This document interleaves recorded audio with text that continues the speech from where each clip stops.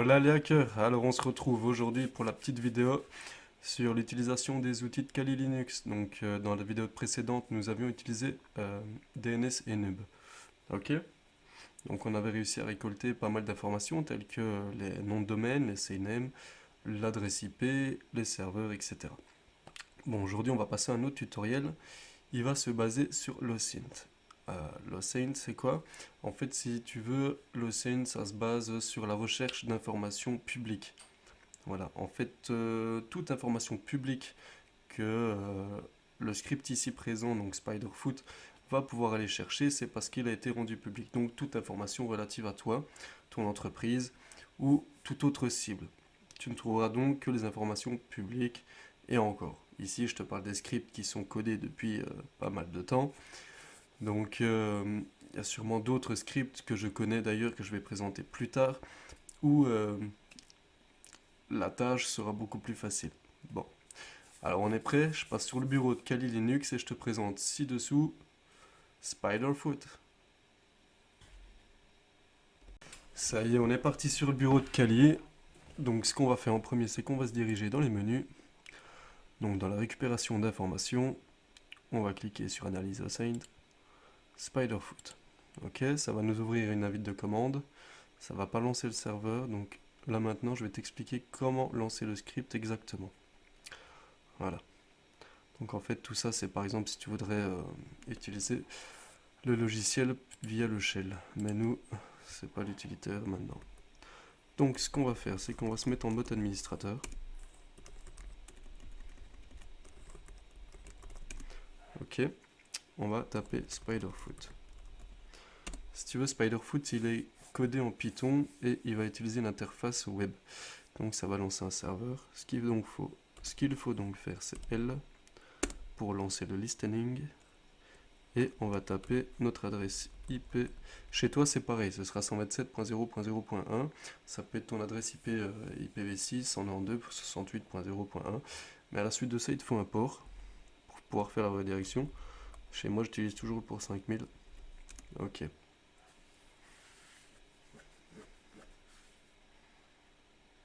Voilà.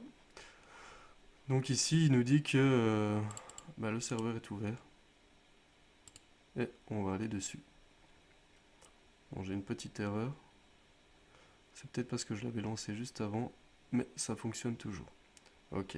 Là, on arrive et en fait, tu vois que j'ai déjà lancé des recherches sur mon email, l'email de Hackmania, mon nom, Elon Musk.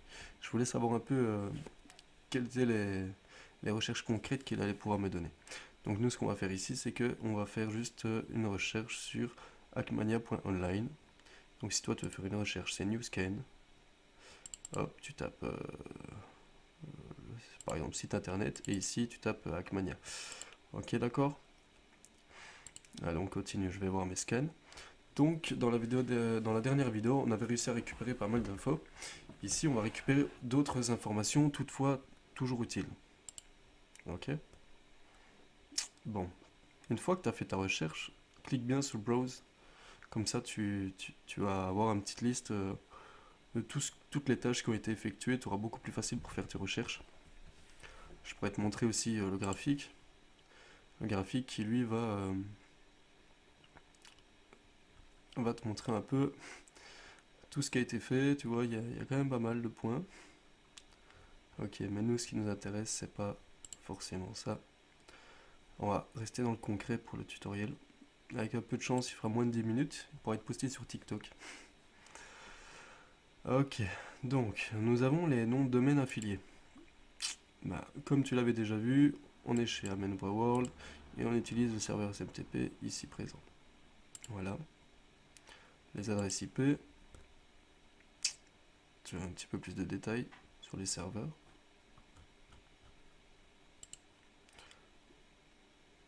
Les noms internet affiliés.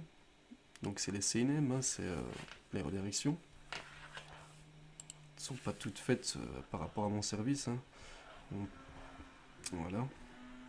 Bon, nous, ce qui va plus nous intéresser ici, ça va être plutôt de toujours vérifier les DNS. Ok. Le DNS qui va toujours nous rediriger vers l'adresse IP du serveur. l'analyse d'IP, d'email et de domain name. Par exemple ici on peut voir que ça reste toujours le même domain name. Moi ce que je voulais voir maintenant c'était pas ça, c'était bah si c'était ça, mais apparemment j'ai pas eu le même résultat que tout à l'heure. Enfin bref, regardons un peu dans l'onglet HTTP Header. Dans l'onglet HTTP Header, on peut voir aussi que le serveur fonctionne sous Apache. Donc j'expliquais dans la vidéo précédente que si vous aviez un serveur web qui tournait sous d'autres mises à jour, il était fortement possible qu'il soit piratable. Ok, on sait ici que c'est Apache, il en existe d'autres comme NGX ou LAMP, mais LAMP aussi utilise Apache il me semble.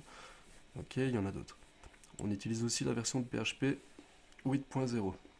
C'est déjà deux bons traits, on connaît la version du serveur Apache et la version de PHP, et on sait aussi maintenant qu'il utilise les cookies. On sait que l'utilisation de cookies est faisable, donc on peut peut-être faire une attaque de vol de cookies. Je rentre pas dans le détail maintenant, on verra cette attaque plus tard. Enfin voilà, nous avons déjà donc récolté de nouvelles informations. On va continuer. On voit qu'il y a des IP qui sont blacklistées, donc qui sont interdites d'accès à mon site. Ce sont des VPN, etc. Parce que je pars du principe que l'inscription doit être faite qu'avec une adresse IP, donc j'ai essayé de bloquer un peu les membres qui essaient de se connecter avec la même IP, ou enfin de s'enregistrer avec la même IP, ou simplement de venir visiter le site. Voilà. On voit aussi que OpenPort TCP, il y a des ouvertures de port. Donc qui dit ouverture de port dit peut-être qu'il y a des portes dérobées. Il faut encore savoir à quoi l'ouverture des ports est utilisée. Par exemple ici 993, il me semble que c'est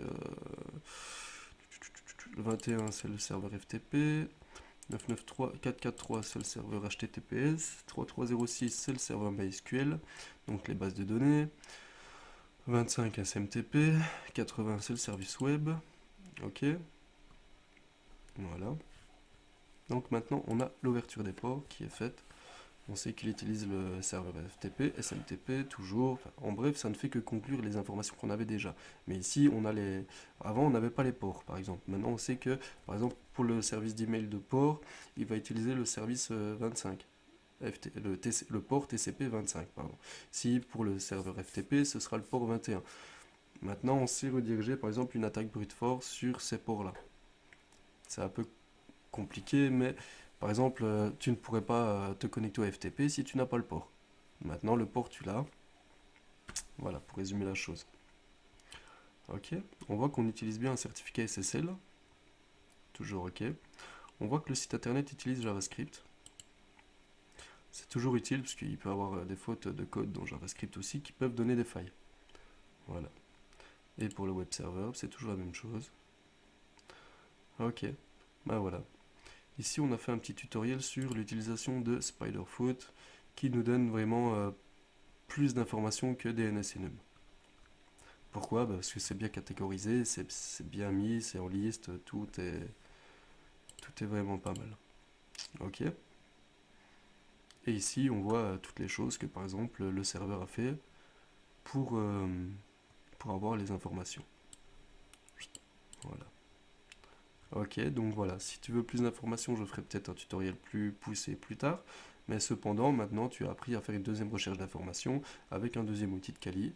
Et je te retrouve plus tard pour le prochain tutoriel.